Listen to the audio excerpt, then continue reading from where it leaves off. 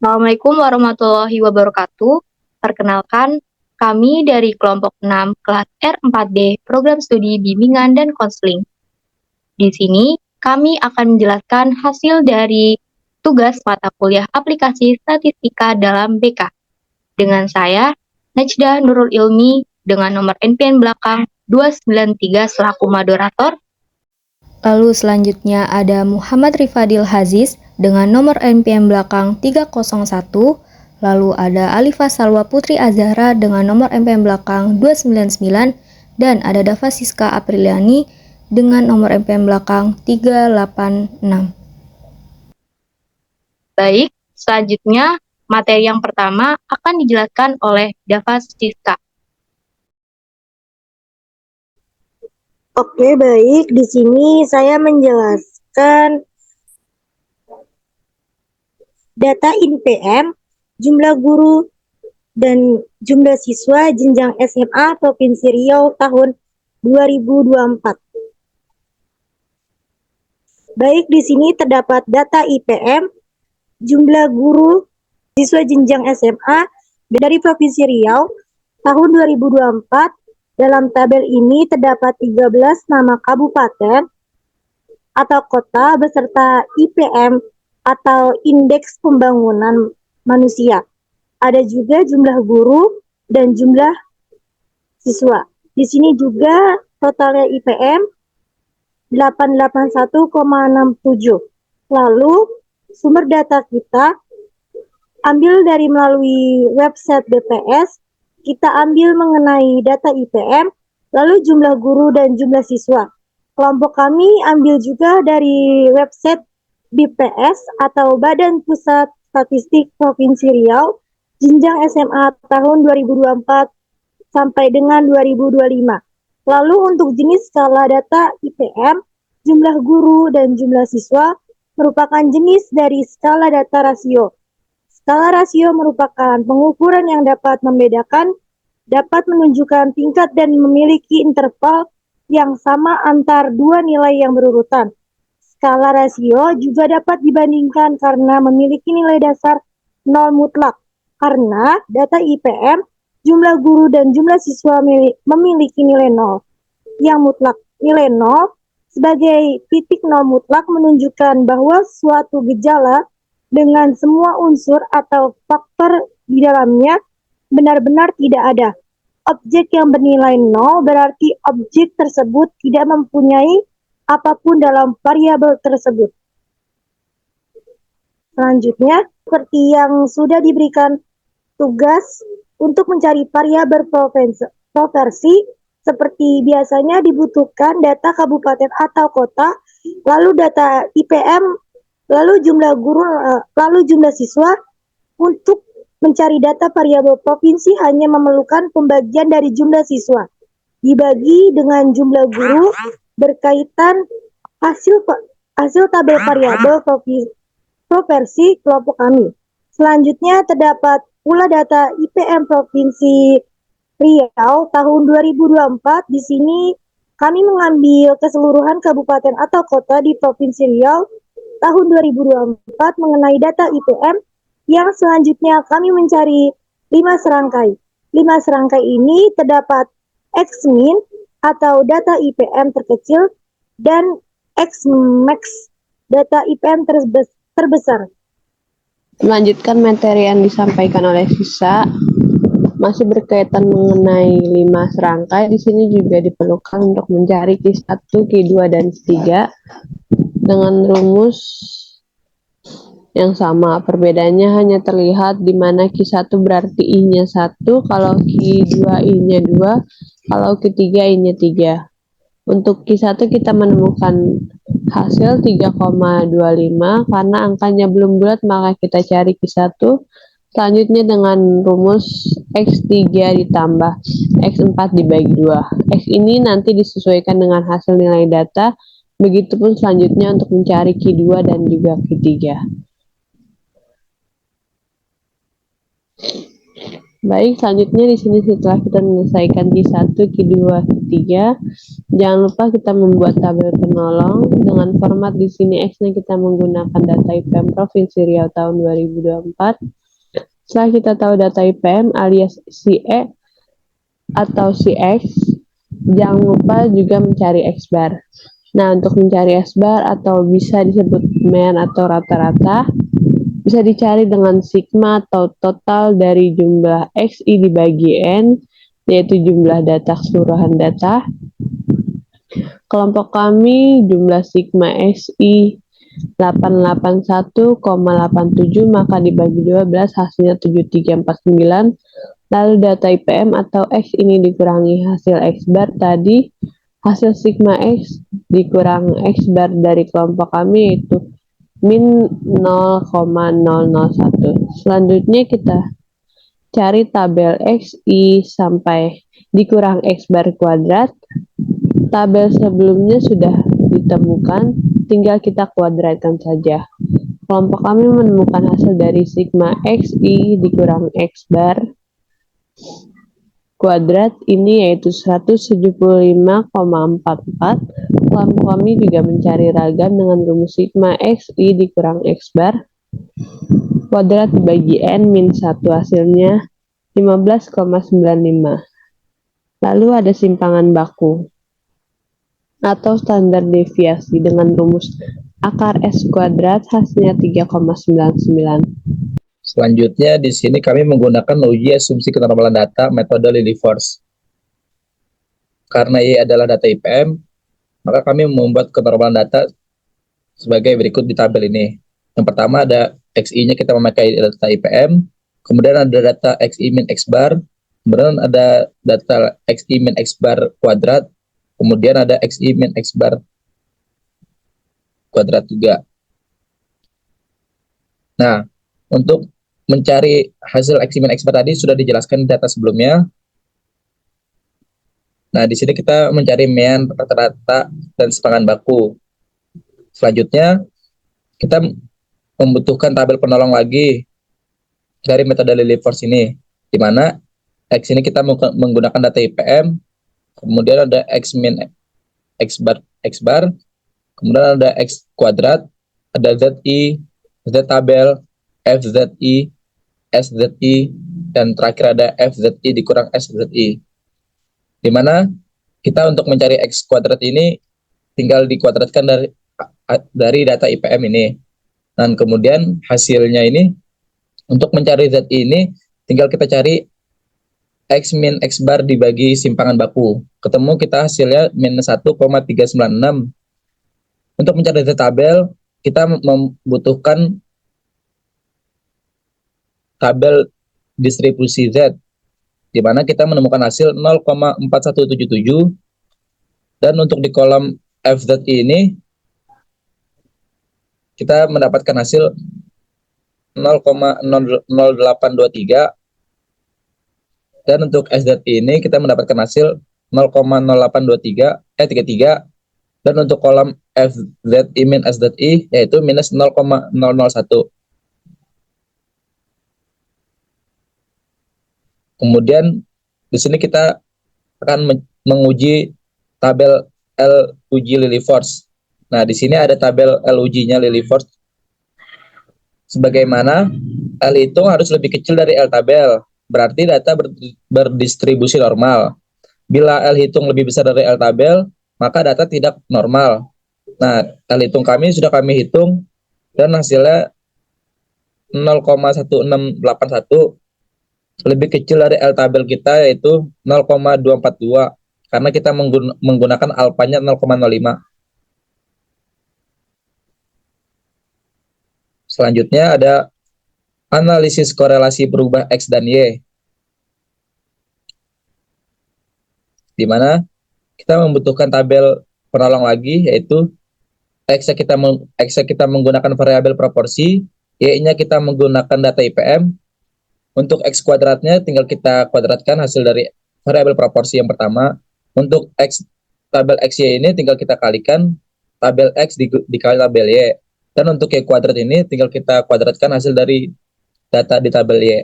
Ketemulah hasil dari sigma X sama dengan 129,17, sigma Y yaitu 881,87, sigma X kuadrat yaitu 1585,47, sigma X dikali Y yaitu 9509,49, dan sigma Y kuadrat yaitu 6498,3,34.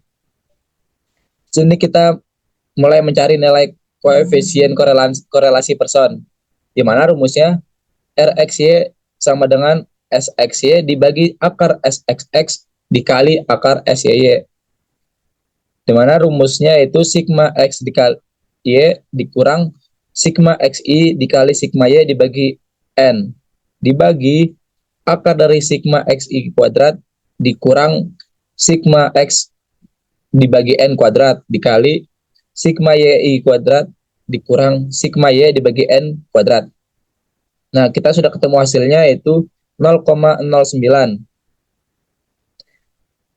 Nilai koefisien korelasi person kelompok kita adalah 0,09, yang berarti adanya hubungan linear positif antara data IPM dengan variabel proporsi di Provinsi Riau tahun 2024. Selanjutnya di sini kelompok kami mencari regresi linear sederhana, di mana data Y ini seperti biasa yang sebelum-sebelumnya juga kita menggunakan data IPM atau Indeks Pembangunan Manusia Provinsi Riau tahun 2024. Dugaan persamaan garis regresi linear sederhana ini sebagai berikut. Yang pertama, sudah pasti kita membuat data tabel Y atau IPM ini.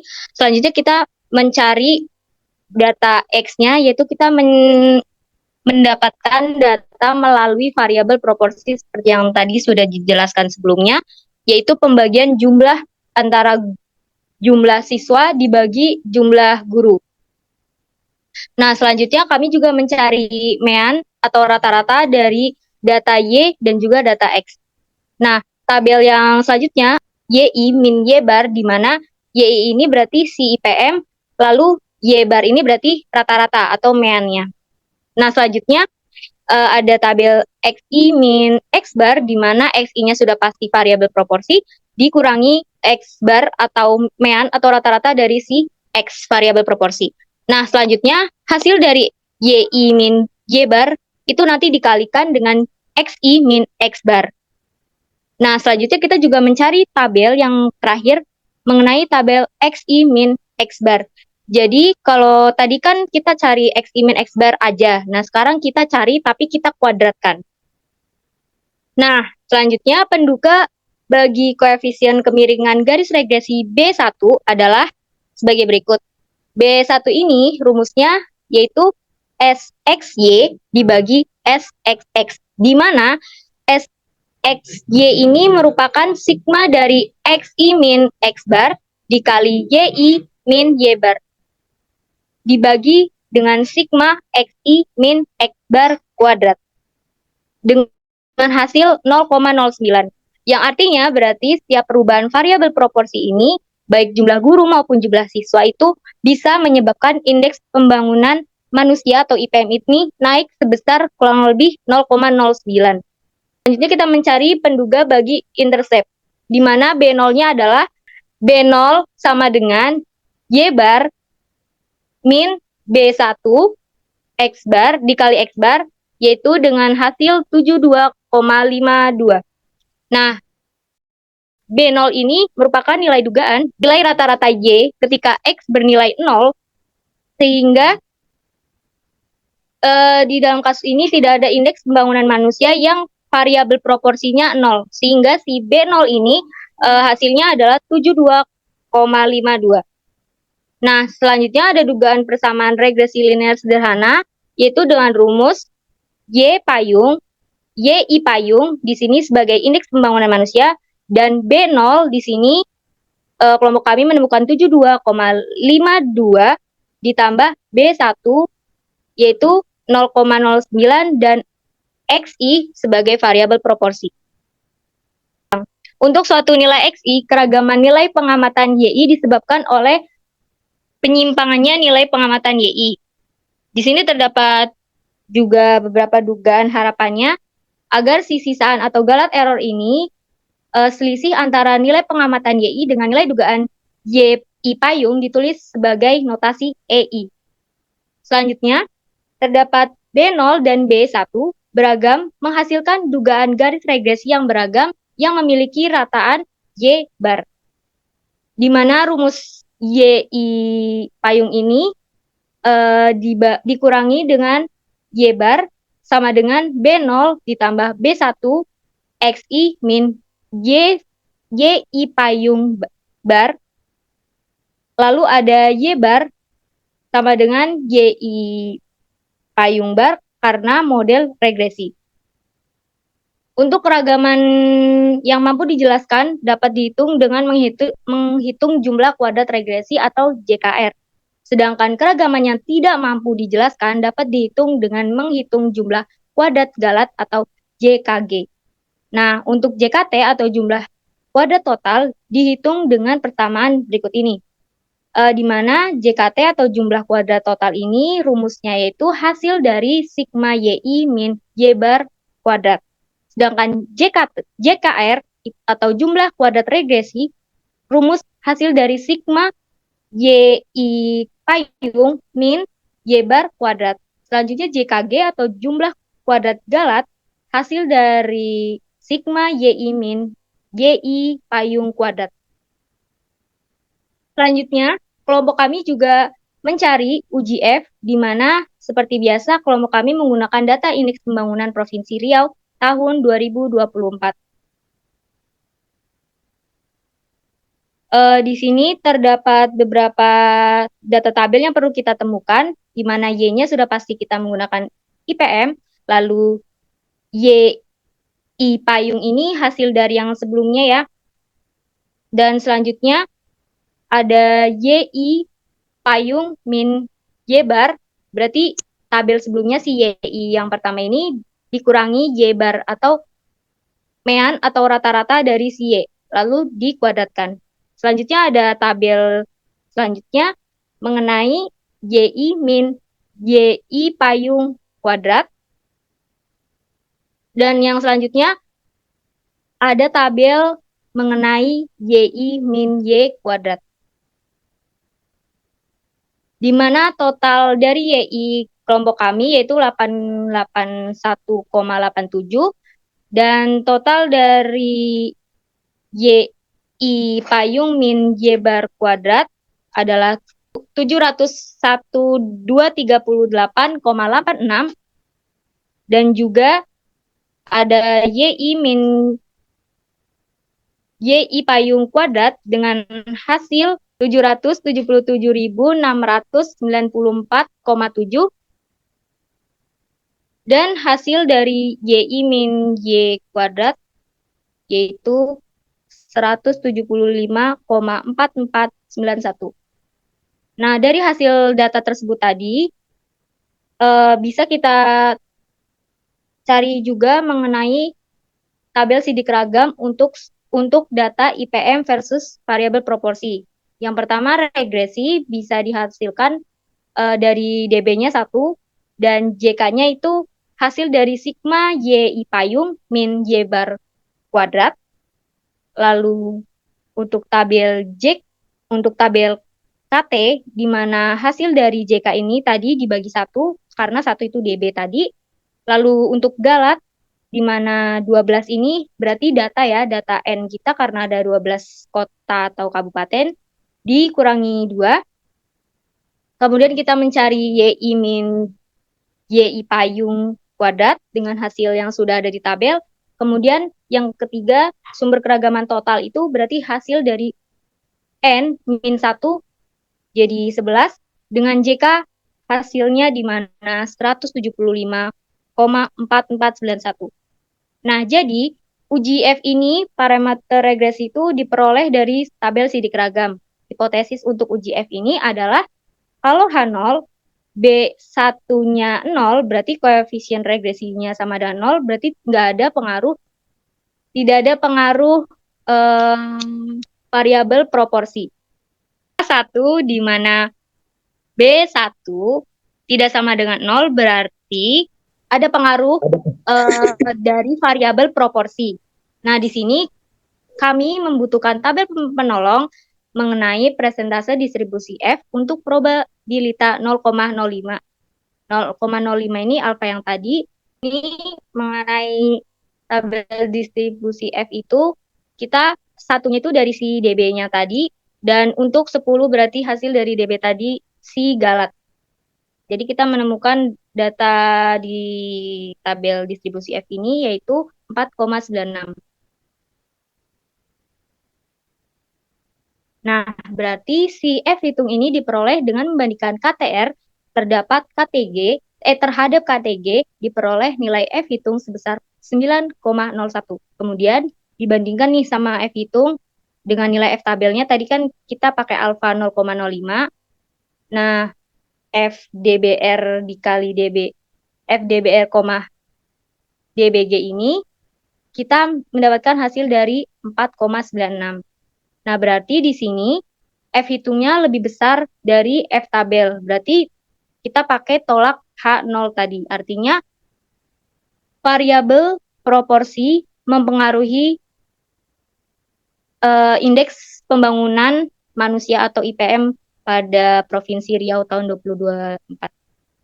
Di sini kita menghitung T hitung, yaitu rumusnya B1 dibagi S simpangan B1.